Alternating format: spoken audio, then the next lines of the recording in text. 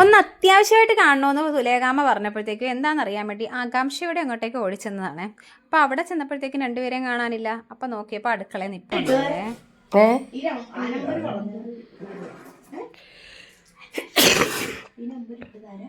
പാചകപ്പുരയിലാണ് സുലു. ചായ ഉണ്ടാക്കി, ചായ കുടിക്കാൻ പോയി. ഇതെന്തുണ്ടാക്കാൻ പോകും? മീൻ മേടിച്ച ഞങ്ങൾക്കും മത്തി മേടിച്ചു. ഞാനോടത്ത് സുലുവിന്റെ കൃഷിയിടത്തിലെ വെണ്ടയ്ക്ക.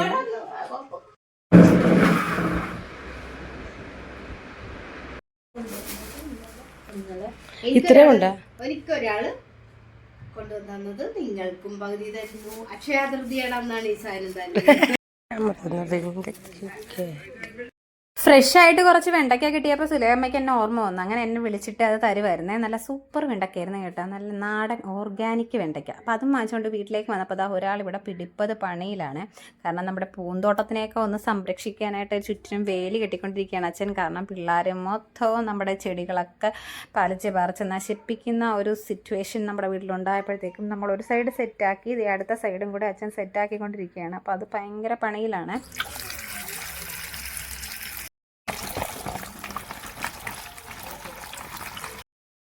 വീട്ടിൽ വന്നിട്ട് ഉടനെ തന്നെ ഞാൻ ആ വെണ്ടയ്ക്ക കൊണ്ട് ഒരു പരിപാടി ചെയ്യാനായിട്ട് ഞാനിങ്ങനെ എടുത്തുകൊണ്ടിരിക്കുമായിരുന്നേ. കാരണം എനിക്ക് വെണ്ടയ്ക്ക ഭയങ്കര ഇഷ്ടമാണ്. അതുകൊണ്ടാണ് സുലേഖാമ്മ വെണ്ടയ്ക്ക കിട്ടിയപ്പോൾ എന്നെ ഓർത്തതും വിളിച്ചതും ഒക്കെ. അങ്ങനെ ഞാൻ വീട്ടിൽ വന്നപ്പോഴത്തേക്ക് ഞാൻ ഓർത്തു ഈ വെണ്ടയ്ക്ക വെച്ചിട്ട് ഒരു പാല് കറി ഉണ്ടാക്കിയാൽ എന്താണെന്ന് ആലോചിച്ചു. പാല് കറി ഉണ്ടാക്കണമെങ്കിൽ അതിന് കുരുമുളക് പൊടിയും ഇതൊക്കെ വേണം. പക്ഷേ ഇത് നമ്മൾ കുരുമുളക് പൊടി ഇല്ലാത്ത ഒരു സാധാരണ പാല് കറി ഉണ്ടാക്കുന്നത്. പിള്ളേർക്ക് കൂടെ കഴിക്കാൻ പറ്റിയത്. കാരണം എരിവൊക്കെ ആണെങ്കിൽ പിള്ളേർ തൊടത്തില്ല. പച്ചമുളകൊക്കെ ആണെങ്കിലും അധികം എടുത്താൽ അവർക്ക് ഇഷ്ടമില്ല. അപ്പോൾ പിള്ളേർക്ക് ഇഷ്ടപ്പെടുന്ന രീതിയിൽ ഒരു വെണ്ടയ്ക്ക പാലുകറി ഉണ്ടാക്കിയാൽ എന്താണെന്ന് വിചാരിച്ചിട്ട് ഞാൻ ആ കിട്ടിയ വെണ്ടയ്ക്ക എല്ലാം നന്നായിട്ട് അരിഞ്ഞെടുക്കുവാണ്. ഉള്ളത് പറയാമല്ലോ, അതിലൊരെണ്ണം പോലും മൂത്ത വെണ്ടയ്ക്കയില്ലായിരുന്നു. എല്ലാം നല്ല തളിര് പോലത്തെ വെണ്ടയ്ക്കയായിരുന്നേ. പിന്നെ ഞാൻ സ്റ്റൗ അങ്ങ് കത്തിച്ചു. ബാക്കി പരിപാടിയൊക്കെ ചെയ്യാൻ വേണ്ടിയിട്ട് പോവാണ്. അപ്പം ഞാനിങ്ങനെ വെച്ചിട്ട് എണ്ണ ഒഴിച്ച്, പിന്നെ ആ എണ്ണ ചൂടായി വന്നപ്പോഴേക്കും നമ്മുടെ കടുക് പൊട്ടിച്ചു.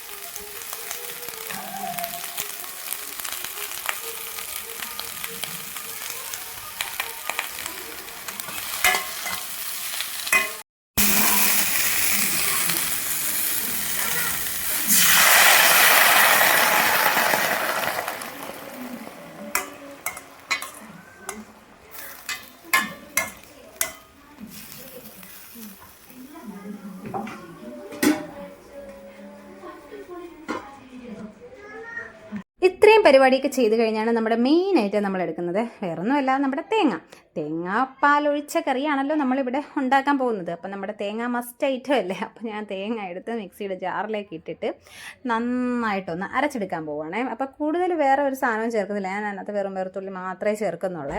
അപ്പോൾ അതിൽ കുറച്ച് വെള്ളവും കൂടെ ഒഴിച്ചിട്ട് നമുക്ക് ജസ്റ്റ് ഒന്ന് അടിച്ചെടുക്കാം. അപ്പം നല്ല രീതിയിൽ അടിച്ചെടുക്കുകയാണ്. അപ്പം ഞാൻ അടിച്ചെടുക്കുന്നത് ഈ ഒരു പരുവത്തിലാണ് അടിച്ചെടുത്തത്. അപ്പം വെണ്ടയ്ക്ക വെച്ചിട്ട് പാലുകറി ഉണ്ടാക്കാനായിട്ട് പോകുമ്പോൾ പിള്ളേരെയാണ് ഫസ്റ്റിൽ ഞാൻ ഓർക്കുന്നത്. കാരണം അവർക്ക് ഇങ്ങനെ അധികം എരിവില്ലാത്ത കറികളൊക്കെ ആയിരിക്കുമല്ലോ ഇഷ്ടം.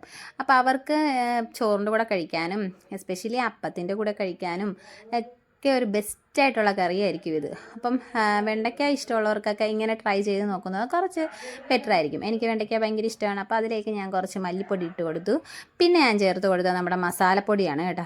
അപ്പോൾ മസാലപ്പൊടി ഉണ്ടെങ്കിൽ പിന്നെ വേറെ ഒരു പൊടികളുടെയും ആവശ്യം അവിടെ ഇല്ല എന്ന് കരുതുന്ന ഒരാളാണ് ഞാൻ. കാരണം മസാല എന്ന് പറയുമ്പം അതിനകത്ത് മിക്ക സ്പൈസസും ചേർന്നിട്ടുണ്ടാകുമല്ലോ. അപ്പം മസാലപ്പൊടി കൂടി ഇട്ടപ്പോഴത്തേക്ക് ഒരു നല്ല മണം വന്നേ, ഒരു ബീഫ് കറിയൊക്കെ വെക്കുന്ന പോലത്തെ മണം കണ്ടോ. നമ്മുടെ വെണ്ടയ്ക്ക നല്ല സ്റ്റൂവിൻ്റെ പരുവത്തിലേക്ക് വന്നിട്ടുണ്ട്. അപ്പോൾ കാണാനും നല്ല ഭംഗിയുണ്ടായിരുന്നു കേട്ടോ. ഇപ്പോൾ കുറച്ച് അപ്പോ ബ്രെഡോ ഒക്കെ കൂടെ കിട്ടിയാൽ ഈ കറിയും കൂട്ടി അങ്ങ് കഴിക്കുന്ന വഴി അറിയത്തില്ല. അപ്പോൾ എന്തായാലും നമ്മൾ ഉച്ചക്കത്തെ ചോറിന് വേണ്ടിയിട്ടാണ് ഈ കറി ഉണ്ടാക്കിയത്. അപ്പോൾ നല്ല സെറ്റപ്പായിട്ട് നമ്മുടെ കറി വന്നിട്ടുണ്ട്, കാണാനും നല്ല ഭംഗിയുണ്ടായിരുന്നു. അപ്പോൾ എന്തായാലും സുലേഖാമ്മ തന്ന വെണ്ടയ്ക്ക കൊണ്ട് ഞാൻ ഉണ്ടാക്കിയ കറി എല്ലാവർക്കും ഇഷ്ടപ്പെട്ടെന്ന് വിചാരിക്കുന്നു. ഇഷ്ടപ്പെട്ടെങ്കിൽ ലൈക്ക് ചെയ്യുക, ഷെയർ ചെയ്യുക, സബ്സ്ക്രൈബ് ചെയ്യുക, സപ്പോർട്ട് ചെയ്യുക. ഇതുപോലെയൊന്ന് വെണ്ടയ്ക്ക കറി പറ്റുമെങ്കിൽ ഉണ്ടാക്കി നോക്കുക.